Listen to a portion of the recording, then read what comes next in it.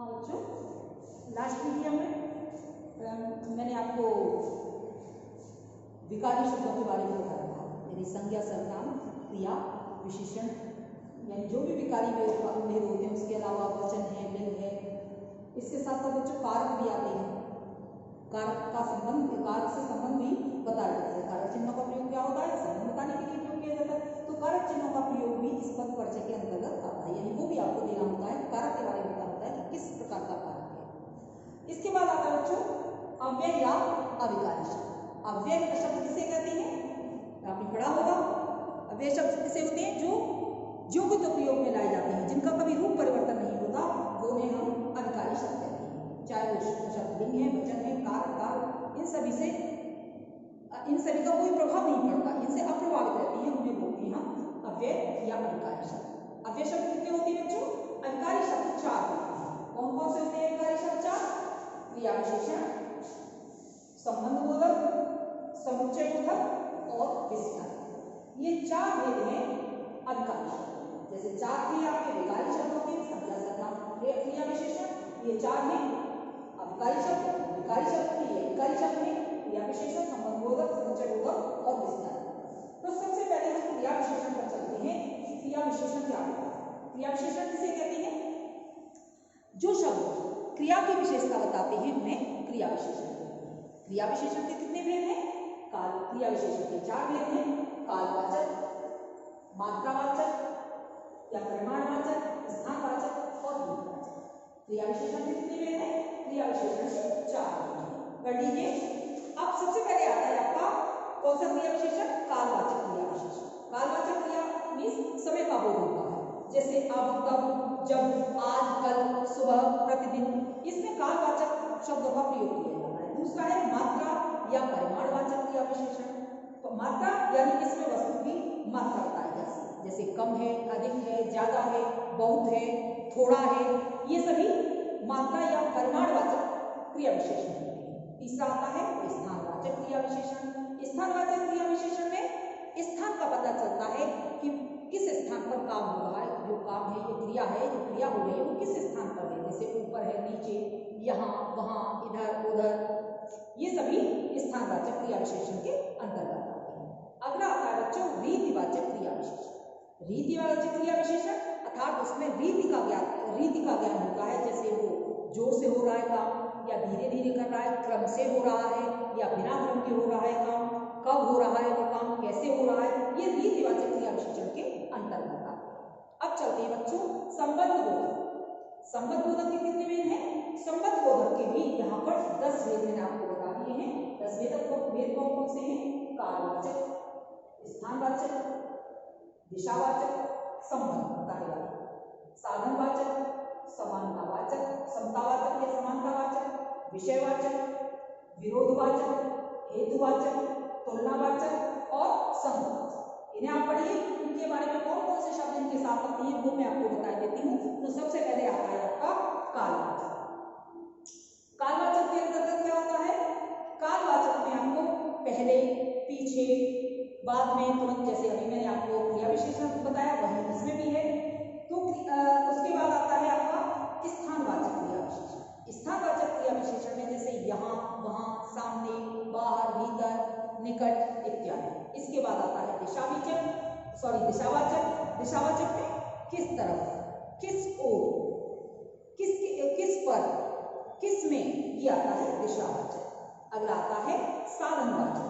साधनवाचक में किसके द्वारा, किसके सहारे से, किसके माध्यम से कार्य किया जा रहा है, वो आता है आपका साधनवाचक। इसके बाद आता है बच्चों समतावाचक। समतावाचक मीन्स जहां तुलना की जाती है, जैसे समान है, तुल्य है, उसकी भांति है, उसी के बराबर है, उसके जैसा है, आदि शब्द ये आते हैं समतावाचक। फिर आता है विषयवाचक। विषय मीन्स उसके नाम के बारे में, उसका संदर्भ के बारे में बताते हैं, तो वहां होता है विषयवाचक। उसके बारे में जानकारी देते हैं, उसके विषय पूछते हैं, तो वो होता है वहां विषयवाचक। फिर आता है विरोधवाचक। विरोधवाचक में जैसे विरोधी शब्द होते हैं, उल्टे हैं, उल्टा है, विरुद्ध है, विपरीत है, उसके खिलाफ है, तो ये शब्द आते हैं आपके विरोधवाचक। इसके बाद आता है विरोधवाचक के बाद आता है आपका हेतुवाचक। हेतुवाचक के अंतर्गत हेतु मीन्स किस हेतु, किस कारण, उसका कारण जानने के लिए होता है, किस हेतु, किस कारण, किसके लिए, किसको, ये सभी हेतुवाचक में आते हैं। अगला आता है आपका तुलनावाचक, और तुलनावाचक में जैसे सामने, बराबर, आगे, अपेक्षाकृत, अपेक्षा आदि तुलनावाचक में आती है। उसके बाद आता है संघवाचक। संघवाचक आप जानते ही हैं, संघ या साथ के लिए, संघ के लिए साथ, तो वो साथ है, उसके साथ है, वो उसके संग में है, तो वो संघवाचक होता है। ओके, अगला आता है बच्चों समुच्चय बोधक। समुच्चय बोधक किसे कहते हैं? जो दो या दो से अधिक शब्दों को जोड़ने का काम करते हैं उसे समुच्चय बोधक कहते हैं। संबंध बोधक किसे कहते हैं? मैंने अभी आपको बताया, संज्ञा सर्वनाम आदि पदों को जोड़ने का जो काम करते हैं, अन्य पदों से संबंध प्रकट करते हैं। संज्ञा सर्वनाम का किसी दूसरे पदों से संबंध प्रकट करना, क्रियाओं से संबंध प्रकट करना ही संबंध बोधक कहलाता है। अब समुच्चय बोधक अर्थात दो या दो से अधिक शब्दों या वाक्यों को जोड़ने वाले जो शब्द होते हैं उनको हम समुच्चय बोधक कहते हैं। समुच्चय बोधक के दो भेद हैं, कौन कौन से? संयोजक और विभाजक। समुच्चय बोधक के दो भेद कौन से हैं? संयोजक और विभाजक। संयोजक कौन से होते हैं? जो जोड़ते तो दोनों ही हैं, संयोजक भी जोड़ते हैं और विभाजक भी। ये एक संयोजक में जैसे और, अथवा, वा, यदि, अतः, मानो, फिर, ये वाक्यांशों को इस प्रकार जोड़ते हैं, और अथवा वा के बाद के साथ शब्दों को या वाक्यों को जोड़ते हैं। उसके बाद आता है विभाजक, और विभाजक कौन से होते हैं? जिनमें दो वाक्यों या वाक्यांशों का विभाजन भी किया जा सकता है। इसलिए, किंतु, परंतु, लेकिन आदि जहां शब्द होते हैं वो होते हैं विभाजक या विभाजन करने वाले शब्द, समुच्चय बोधक। ठीक है, अगला आता है बच्चों विस्मयादि बोधक। अब विस्मयादि बोधक में बहुत सारे इसके प्रकार होते हैं। विस्मयादि बोधक जैसे मैंने आपको पहले भेद पढ़ाए थे, वाक्य के भेद पढ़ाए थे, उसमें भी आपको बताया गया था विस्मयादि बोधक। विस्मयादि बोधक में क्या होता है? जिन शब्दों से हमें या तो विस्मय होता है, किस प्रकार दुख भी हो सकता है, उसमें शोक हो सकता है, या फिर संदेह हो सकता है, भय भी हो सकता है, किसी प्रकार की जो भी हमारा भाव होगा वो सभी विस्मय बोधक के अंतर्गत आएगा। तो विस्मय बोधक के कितने भेद हैं? या विस्मय बोधक के मैंने आपको भेद बता रखे हैं, जैसे आश्चर्य बोधक, शोक बोधक, हर्ष बोधक, भय बोधक, क्रोध बोधक, प्रशंसा बोधक, घृणा बोधक, चेतावनी बोधक, आशीर्वाद बोधक, स्वीकृति बोधक, संबोधन बोधक, और उसके बाद इच्छा बोधक। ये 12 प्रकार के होते हैं विस्मयादि बोधक चिन्ह। अब 12 प्रकार के विस्मयादि बोधक चिन्हों में कौन कौन से शब्द प्रयोग में किए जाते हैं वो मैं आपको बता देती हूँ। सबसे पहले आता है आश्चर्य। आश्चर्य बोधक में हाय, हे, अरे, ओहो, क्या, ये सभी आश्चर्य बोधक। उसके बाद शोक बोधक। शोक बोधक में हाय, उफ, हे राम, हाय हाय, ये सभी शोक बोधक। उसके बाद हर्षबोधक में आता है, तो हर्षबोधक में क्या आएगा? आहा, वाह, क्या कहने, धन्य हो, ओहो, ये सभी हर्षबोधक में। उसके बाद भयबोधक में उफ, बाप रे, हाय। फिर क्रोधबोधक में चुप, अरे, बस करो। इसके बाद प्रशंसाबोधक में क्या आएगा? शाबाश, बहुत अच्छा, सुंदर, वाह। इसके बाद घृणाबोधक। घृणाबोधक में छी, नाक भी बंद कर सकते हैं, मुंह बना सकते हैं, धन, थू थू। और उसके बाद चेतावनी बोधक। और चेतावनी बोधक में जैसे खबरदार, होशियार, सावधान, देखो, बचो। इसके बाद आता है आशीर्वाद बोधक। आशीर्वाद बोधक में शाबाश, खुश रहो, प्रसन्न रहो, जीते रहो, चिरंजीवी रहो। इसके बाद आता है आपका स्वीकृति बोधक या अनुमोदन। स्वीकृत बोधक को हम अनुमोदन बोधक भी कह सकते हैं, जिसमें है ठीक है, अच्छा है, बिल्कुल ठीक, जी हाँ, बिल्कुल सही है। इसके बाद आता है संबोधन बोधक, और इसमें आता है अरे, अजी सुनते हो, अरे सुनिए, जैसे किसी का नाम नहीं जानते तो कह सकते हैं अरे सुनिए, आपको ही बुला रहे हैं। इसके बाद है इच्छा बोधक, और इच्छा बोधक में आता है काश, हाय, अच्छा बना।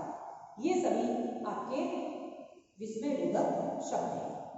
तो बच्चों, मैंने आपको इतना सारा बताया कि पद परिचय में जो मैं 2-3 वीडियोस आपको भेज रही हूँ, इसमें मैं एक्सप्लेन कर रही हूँ, पद परिचय के बारे में बता रही हूँ आपको। ये सभी पद परिचय में आपको बताने होंगे। पद परिचय में ये सभी शब्द आपको बताने होंगे, चाहे वो संज्ञा है, सर्वनाम है, संज्ञा सर्वनाम का दूसरे अभिकारी शब्दों से क्या संबंध है, ये सभी चीजें आपको पद परिचय में बतानी है। किसी पद का परिचय पूछ लिया जाएगा, जैसे मान लीजिए एक शब्द लिख दिया मैंने कि राम पुस्तक पढ़ता है, छोटा सा एग्जाम्पल देके बताइए, राम पुस्तक पढ़ता है। अब इसमें हमने राम को अंडरलाइन कर दिया, राम को अंडरलाइन कर दिया, तो राम को अंडरलाइन करेंगे, तो राम को अंडरलाइन करने के बाद इसका बात बताएंगे, इसका पद परिचय दीजिए। थोड़ा सा ये एग्जाम्पल मैं आपको बता रही हूँ, राम पुस्तक पढ़ता है, राम पुस्तक पढ़ता है, राम पुस्तक पढ़ता है, पढ़ता है। अब इसमें उसने कह दिया कि इन चार पदों का पद परिचय दीजिए। चार पद हैं, राम पुस्तक पढ़ता है, ये चार पद है। अब उसने कह दिया रेखांकित नीचे दिए गए रेखांकित शब्दों का या रेखांकित पदों का पद परिचय दीजिए। तो सबसे पहले हम इस राम को देखेंगे। राम हमारे हम देखेंगे राम किस प्रकार का शब्द है, व्यापक वचन से। तो राम किस प्रकार का शब्द है, राम संज्ञा है, और किस प्रकार की संज्ञा है, व्यक्तिवाचक संज्ञा। तो सबसे पहले देखेंगे व्यक्तिवाचक संज्ञा, व्यक्तिवाचक संज्ञा। फिर व्यक्तिवाचक संज्ञा के बाद और क्या रहेंगे, पुल्लिंग है, तो इसमें लिखेंगे पुल्लिंग।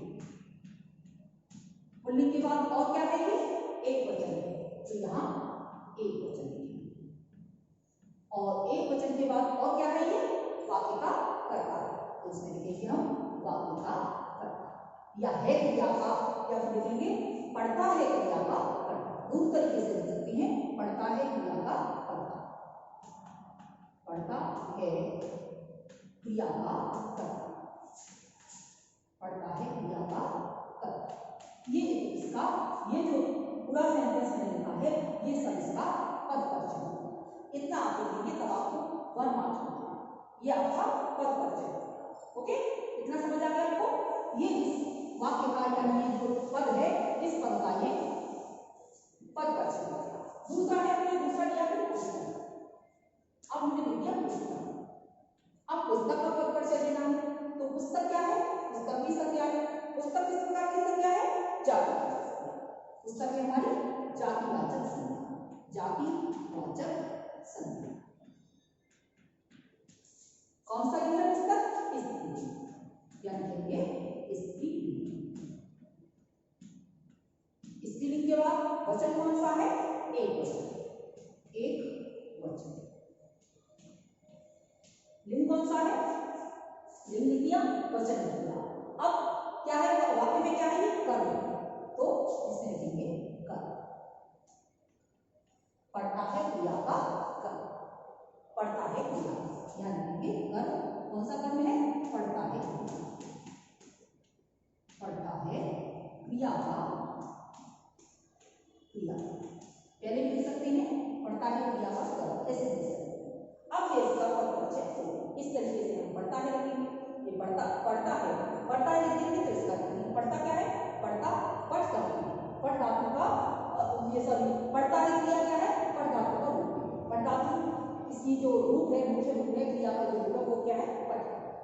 और सहायक क्रिया क्या है क्या है, सहायक क्रिया, एक वचन की क्रिया। पढ़ता है वर्तमान काल है, इसमें पता लग रहा है कि वर्तमान काल है। इस तरीके से जो भी इसमें पूछा जा रहा है वो सब हम बता देंगे, तब ये पद परिचय तथा इस पद के बारे में इसका विश्लेषण होगा, इसका विस्तार रूप में समझाना होगा कि व्याकरण की दृष्टि से ये किस प्रकार का पद है। तब हमें याद होगा कि वो पद कैसा है और तब हमें वर्णन होगा। तो इसी प्रकार आप अपनी बुक में से और एग्जाम्पल देखिए और उन पदों का व्याख्या करके, उनका विश्लेषण करके, उनका पद परिचय करके अपना प्रयास करते रहिए, यानी अपने एक्सरसाइज करते। उसके बाद नेक्स्ट वीडियो अब क्या भी, अब इसके बाद में आपको इसकी पीडीएफ में फॉरवर्ड करूंगी, आप उसमें से वर्क करेंगे। और उससे पहले बेटा आपके ये टेस्ट है, एग्जाम है, तो आप अपने एग्जाम करिए। ओपन बुक एग्जाम है, ओपन बुक एग्जाम को बहुत अच्छे से सावधानी से करिए और तभी करेंगे आप जब आप रीडिंग में होंगे, तो आप रीडिंग करके सावधानी से उनके क्वेश्चन सॉल्व करिए। Okay, thank you.